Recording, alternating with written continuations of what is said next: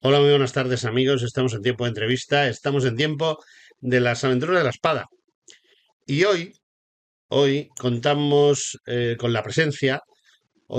con la presencia de Carlos Taranilla. Don Carlos Taranilla es un profesor universitario, un hombre que ha dedicado su vida a la enseñanza y sobre todo a la investigación. Y ese mundo de la investigación pues le ha llevado a tener en su haber una gran cantidad de trabajos muy interesantes que han sido eh, en diversas editoriales editados y que están a nuestro alcance. Y bueno, pues ha llegado el momento de que presentemos a don Carlos antes de hablar de la obra que toca hoy como primicia. Don Carlos, ¿qué tal estamos? Muy buenas tardes. Hola, muy buenas tardes. Mucho gusto de compartir el programa. Bueno, Carlos, Permítame una aclaración simplemente. He sido profesor de enseñanza media, no profe, profesor universitario. bueno, no pasa. 35 años. Sí, Ahora llevo 3 jubilados. lleva tres jubilados. Bueno, Sí. usted es de los antiguos profesores de enseñanza media que em, no quiero menospreciar a nadie, pero a muchos profesores universitarios de hoy en día ya les gustaría atesorar los conocimientos que tenían los profesores de enseñanza media de su edad y de su época. ¿No, don Carlos? Bueno, todo depende de cómo se lo haya tomado cada uno. Si lo queremos comparar con la medicina, pues los profesores de enseñanza media seríamos como el médico de cabecera. Y en la universidad cada uno, depende a la materia que se dedique, pues sería el Ujú. especialista. Pero eso solo se diferencia en que cuando acabas la carrera, si quieres o si puedes intentar quedarte en el departamento preparando la tesis y con el tiempo puedes acceder a la plaza si te has portado bien, no solo has preparado la tesis. Y hay otras personas pues que no compartíamos esa postura e Ujú. hicimos nuestra vida independiente nada más terminar los estudios. Yo estuve, antes de dar clase, estuve 8 años en una editorial Ah, o sea, pues y, tiene usted y, entonces y 35, sí, sí, tiene usted una experiencia sí, muy sí. interesante, ¿no?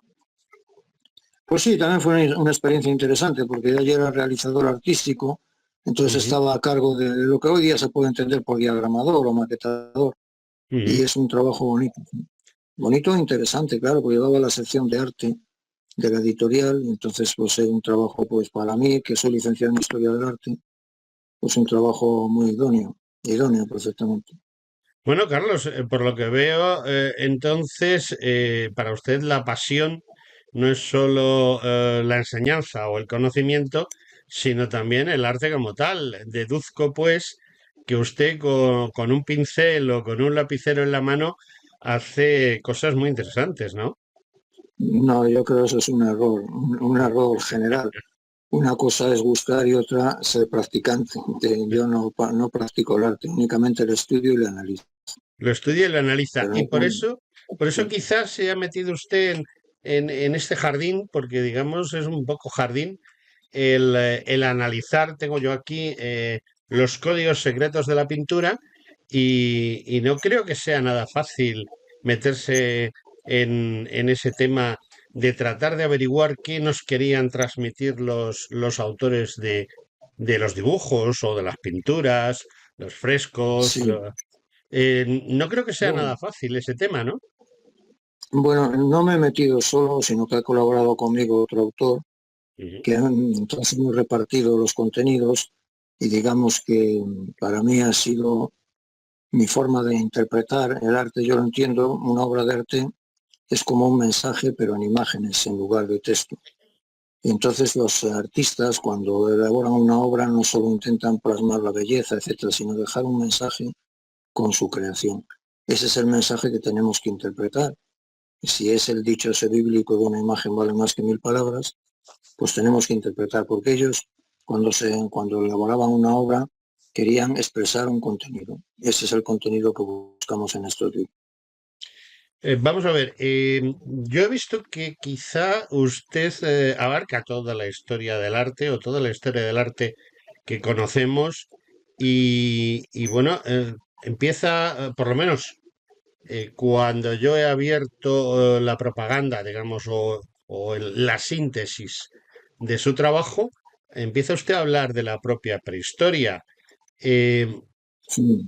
Desde ese momento ya se empieza con esos mensajes, los mensajes que nos querían transmitir a través de las pinturas en las cuevas prehistóricas, son también tan importantes como puedan ser los que pueda haber hecho un Van Gogh en su pintura. Bueno, la diferencia que tenemos es que en un Van Gogh estábamos ya en tiempos históricos. Tiempos históricos quiere decir desde que se descubrió la escritura.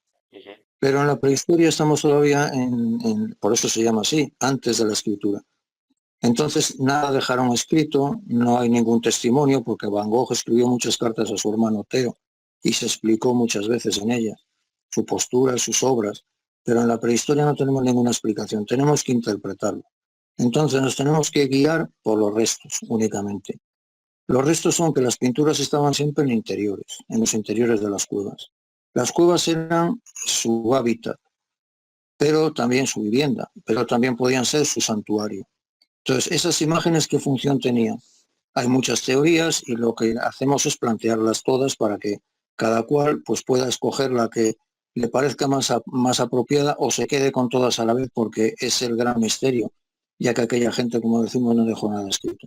Esas pinturas eran un reclamo, son pinturas de animales mayormente, no todas, luego hablamos de las otras.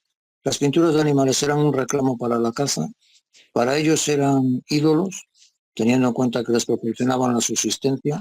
El ser humano siempre ha representado aquello que venera.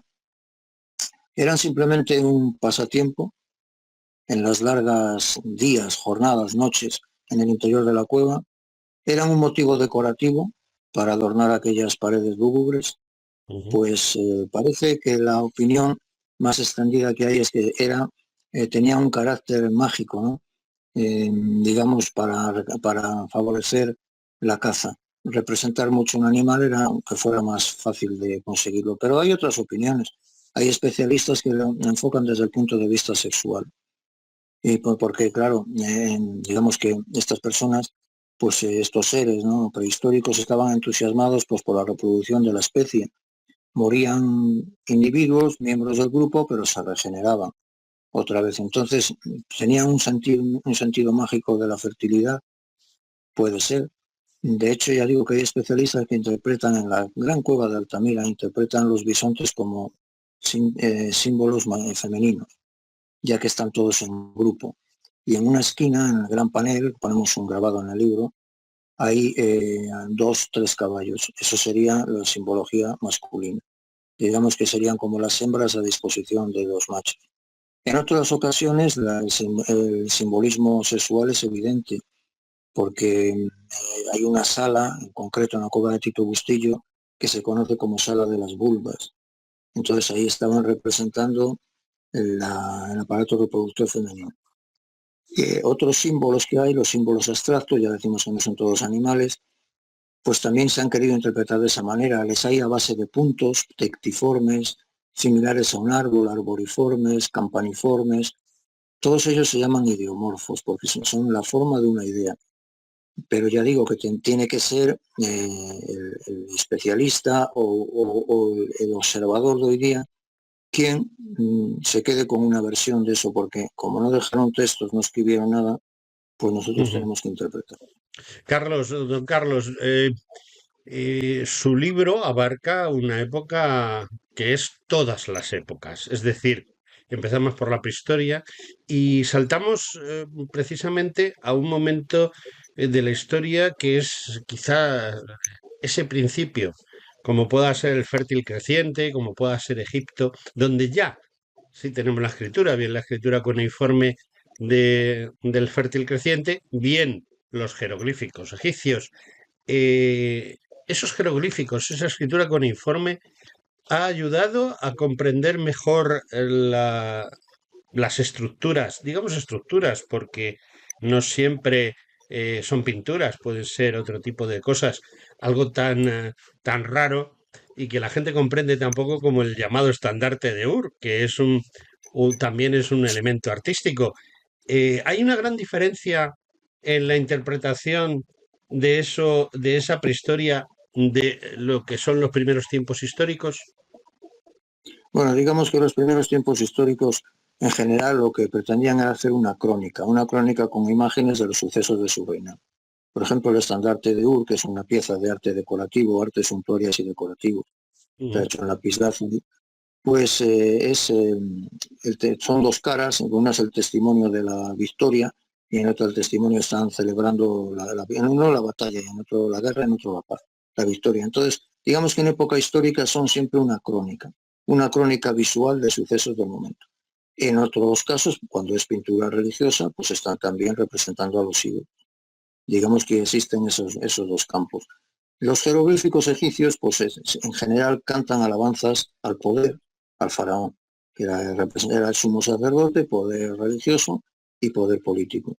Y el máximo mandatario, pues poder político también. Entonces son cantos de alabanza, crónicas, y siempre pues los cronistas de todas las épocas, pues digamos que son como los periodistas oficiales de hoy día, que siempre están al lado del poder. Por Siempre poner una están, comparación sí, que cualquiera entiende. siempre están al lado del poder y Los saltamos. oficiales es- sí, los oficiales sí porque dependen de las subvenciones del poder para subsistir. Bueno, eso pasaba, yo entiendo un poquito. Yo cuando estudié me especialicé en historia antigua y me llamaba poderosamente la atención que los cronistas griegos y romanos o púnicos, por ejemplo, pues se les notaba demasiado que les pagaba, ¿no? Pero Claro, en el tema del arte, cuando nos encontramos en ese florecimiento brutal y a la vez tan cercano a lo que es la naturaleza normal, a lo que es la fisionomía normal de cualquiera de nosotros, pues nos encontramos también gente maravillosa, hombres guapísimos, mujeres espectaculares, todo el arte griego, romano, todo el arte del Mediterráneo en sí, en esos primeros tiempos de la época de Jesucristo, un poco antes, un poco después, se basan precisamente en eso. Y precisamente mi pregunta va en relación a a lo que ha dicho usted antes. ¿Es quizá el arte en esa época propaganda? Más que, o sea, es un arte propagandístico de lo bueno que eran los señores y lo guapos que eran.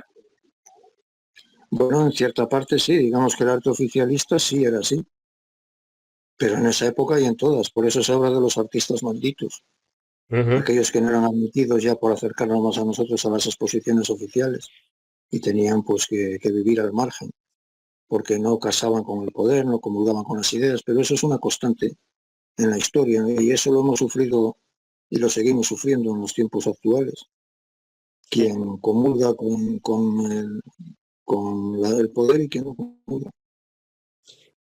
En Hay, aquellos eh, tiempos, hay un error por parte de la mayoría de las personas, eh, error que yo no comparto, y es que el medievo, es decir, desde que acaba el Imperio Romano de Occidente hasta ese 1492 o a la caída de Constantinopla, cualquiera de los dos momentos se puede considerar importante, bueno, pues todo ese espacio de tiempo la gente considera que es un tiempo oscuro, un tiempo vacío, un tiempo no. en el que no se hizo nada.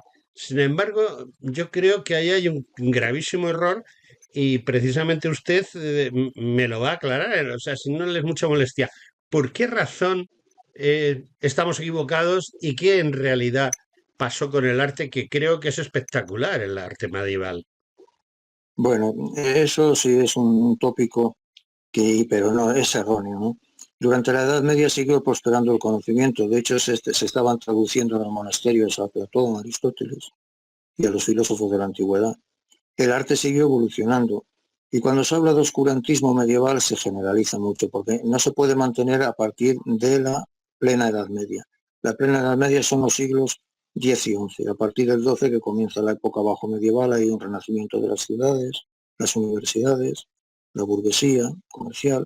Entonces ahí ya no se habla de oscurantismo. Cada vez se va retrotrayendo más, pero si vamos más atrás tampoco, porque Carlomagno, que es de principios del 9, coronado emperador, ahora va a hacer el aniversario en la Nochebuena del año 800, pues en su corte también concentró al Cuino de York y otros sabios, ¿no? En la escuela palatina de Aquisgrán. En Bizancio, anteriormente, en la época de Justiniano, pues también hubo una concentración de sabios en Constantinopla, en Bizancio. Luego es una idea falsa, esa de que la Edad Media fue una época de oscurantista. Siguió cultivándose. Y respecto al arte que hablábamos, bueno, el arte sí, una vez que el Imperio Romano quebró, pues hubo una inseguridad en las ciudades, entonces las abandonaron. El arte se refugió pues en pequeños eremitorios, pequeñas construcciones, pequeñas iglesias, las visigodas, los asturianos, aquí en España digo, los mozárabes, y con el románico pues comenzaron ya otra vez con las peregrinaciones, a partir de la peregrinación del camino a Santiago, pues volvió otra vez a resurgir.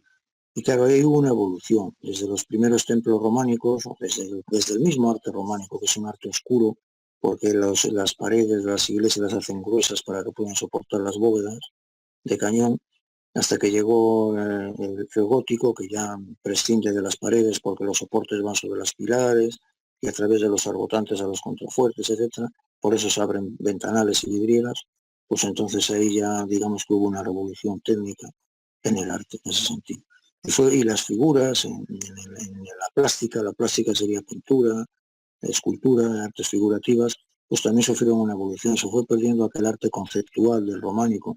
Las figuras eran distantes, geométricas, ausentes, porque deseaban transmitir la idea de otro mundo. No estaban en este mundo, sino que estaban en otro, dioses de otro mundo, y todo estaba orientado a otro.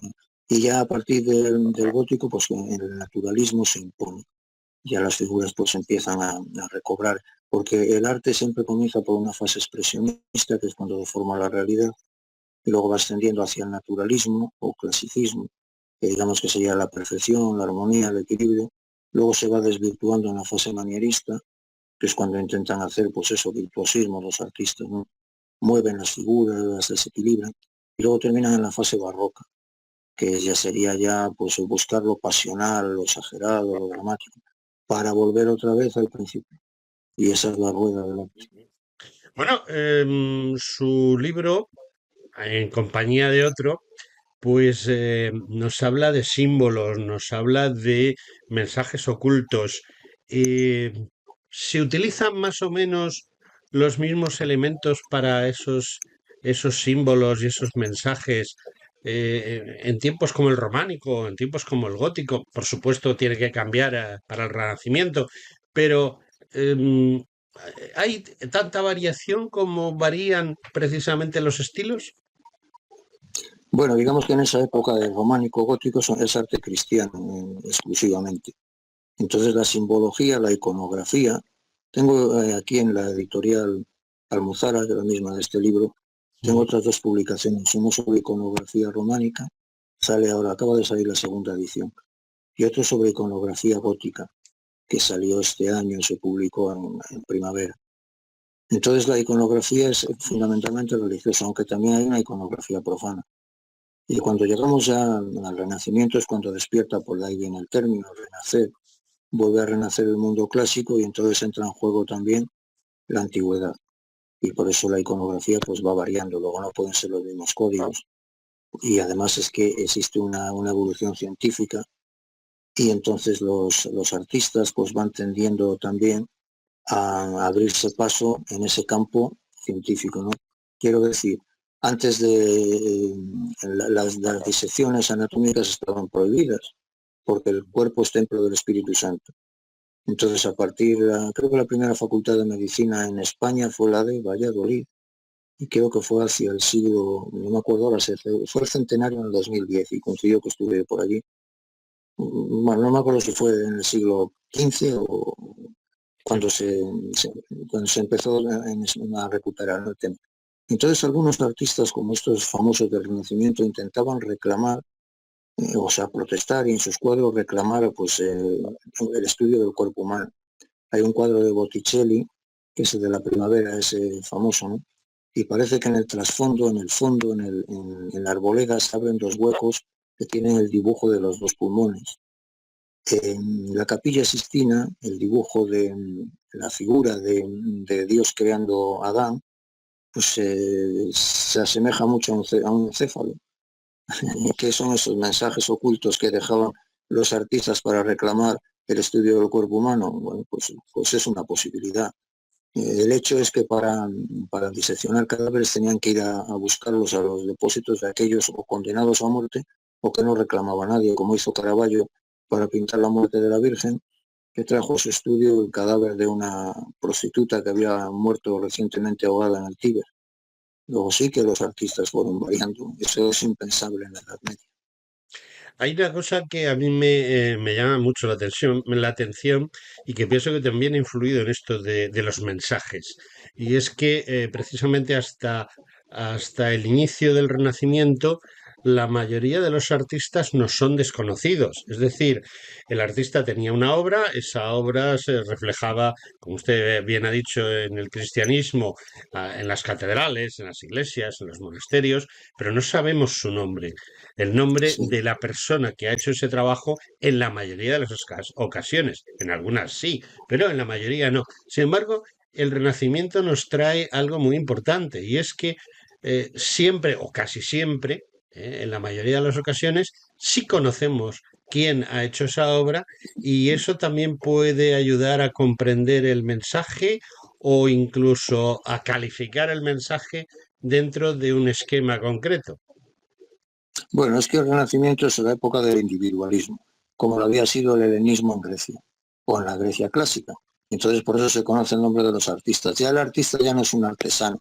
De hecho, Velázquez, aunque ese paso fue muy difícil, Velázquez en las Meninas se esfuerza, y en otros cuadros se esfuerza por que se revalorice el valor del artista, del pintor. De hecho, había una polémica entre pintores y escultores por cuál de las dos ciencias era la principal. 10 minutos o menos, ¿eh? 10 minutos o menos de grabación. Porque es media hora lo que le tengo que grabar y estamos por encima de los 20 minutos ya. O sea que. Le repito la Bien, bien. pregunta. Bueno, no, la pregunta ya se la he hecho. O sea que es lo de que no conocemos antes los nombres y ahora sí conocemos. Y usted me estaba hablando de Velázquez y de las Meninas. Sí, bueno, estamos diciendo que los artistas estuvieron les costó, digamos, Dios y ayuda, reivindicarse como artistas, no como artesanos. Ujú, En otras épocas se les tenía pues por un trabajador más, un trabajador manual, no intelectual. Por eso Velázquez en las Meninas se retrata con la paleta y el pincel en las manos, reclamando pues esa consideración al artista. Y ese es el motivo, pues porque a partir del Renacimiento, pues el individualismo pues llevó a que se diera valor a los artistas como creadores, igual que un escritor, pues un creador de imágenes. ujú. Bueno, don Carlos, siento decirle que nos estamos quedando sin tiempo y me quedan dos preguntas. Una que sería que em, es importante para las personas en general, los amantes del arte, conocer todos esos intríngulis de esos enigmas, tratar de saber cómo averiguar los enigmas de una obra, o hemos caído en esa mala situación actual de la prisa sin saber lo que estamos viendo. Hombre, eso sería tremendo, ¿no? Si vamos tan deprisa que no nos fijamos ni en lo que vemos, pues terminaremos chocando. Pero luego, claro que es imprescindible. Para un aficionado al arte, sí, pero aunque no sea aficionado, cualquier persona que vaya a contemplar a un museo unas obras, si no lleva una Ujú, información sobre ellas, se va a quedar con la superficie, con la superficialidad, que si los colores, que si incluso a veces un entendido puede, pues no sé, observar la perspectiva, el volumen, la composición, pero necesita saber el tema de la obra. ¿Por qué el artista hizo esa obra? Sí, ¿qué quería decir con ella? Para eso están los libros como este, los códigos secretos de la pintura, que explica el contenido de la obra. No solo lo que se ve, sino lo que se ve, pero no se capta ujú, porque el artista no lo dejó a primera vista. Entonces lo puede captar un especialista en la obra, pero ujú. no el vulgo. El vulgo necesita estas obras para estos libros para informarse de las grandes obras de la historia de la pintura, como las que tenemos en este libro, ¿no? Pues, la Gioconda de Leonardo da Vinci, El Caballero de la Mano en el Pecho, del Greco, de Caravaggio, los pastores de la Arcadia que están en la portada. ¿Qué están mirando ahí? Pues están viendo una tumba. En la tumba hay una inscripción que en latín dice in Arcadia ego, quiere decir yo también en Arcadia.